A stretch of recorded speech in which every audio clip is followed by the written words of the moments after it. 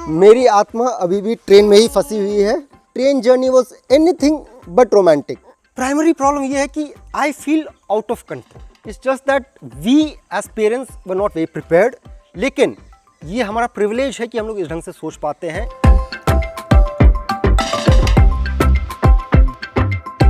Friends, welcome back to गप्पा with पप्पा। हम है गप्पा के पप्पा, मैं हूँ गप्पा की मम्मा बिहाइंड द कैमरा। यस, और ये है हमारा गप्पा। गप्पा हाय बोल दे। हो गया गप्पू। तो हम लोग गांव आ गए हैं, लेकिन मेरी आत्मा अभी भी ट्रेन में ही फंसी हुई है।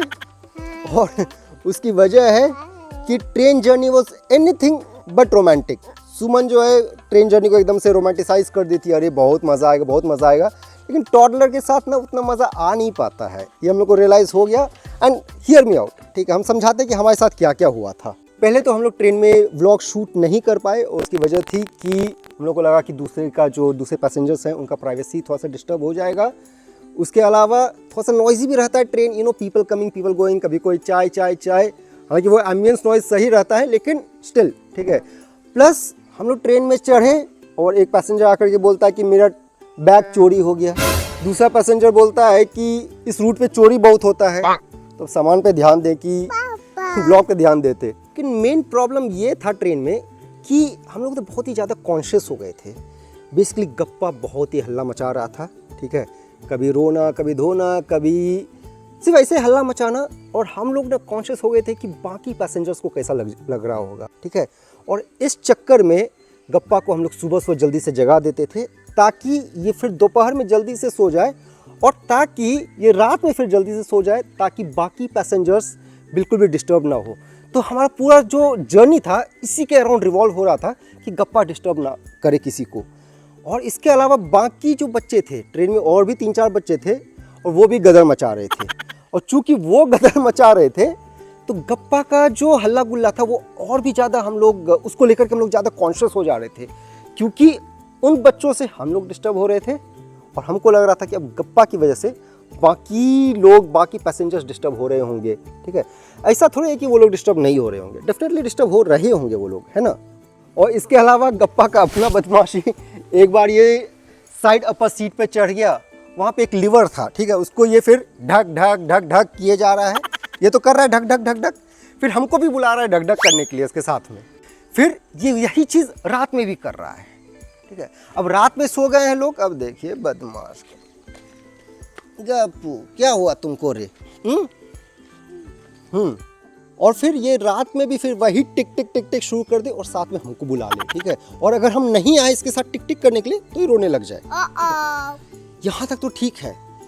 इससे ज़्यादा खतरनाक था ये साइड अपर सीट पे चढ़ जाए, ठीक है, अपना पैर नीचे लटका ले, और जो आ जा रहा है उधर से, ठीक है, उसको पैर से लात मार दे।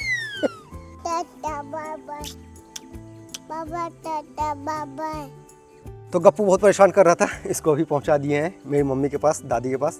वो लोग भी खुश, गप्पू भी खुश, और हम भी खुश। थोड़ी देर के लिए ट्रेन में ना ये मिलता नहीं है, हम ही लोगों को सब ध्यान देना है, मतलब कि गप्पा क्या कर रहा है।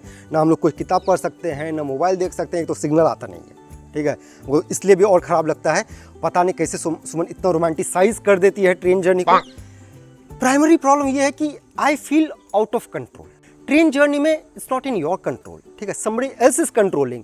सिग्नल आएगा नहीं आएगा, खाना मिलेगा नहीं मिलेगा, ठीक है, एवरीथिंग। एंड वो जो लैक ऑफ कंट्रोल फील होता है ना, एज अ पेरेंट और भी ज़्यादा फील होने लग जाता है।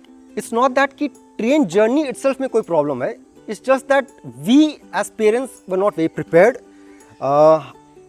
Travelling with a toddler is a different ball game all together. लेकिन ये हमारा प्रिविलेज है कि हम लोग इस ढंग से सोच पाते हैं। For most people, for most parents in this country, train journey is the only affordable journey. So it's we are privilege that we are able to think कि हम लोग फ्लाइट से आ जाते या हम लोग ड्राइव करके आ जाते। हालांकि उसमें हम लोग को बहुत ही ज़्यादा अलग अलग किचकिच था।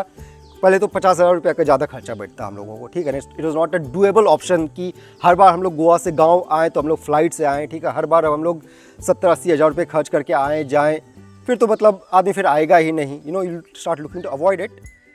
लेकिन इतना चैलेंजेस, इतना प्रॉब्लम्स होने के बावजूद we are going to be returning to Goa by train.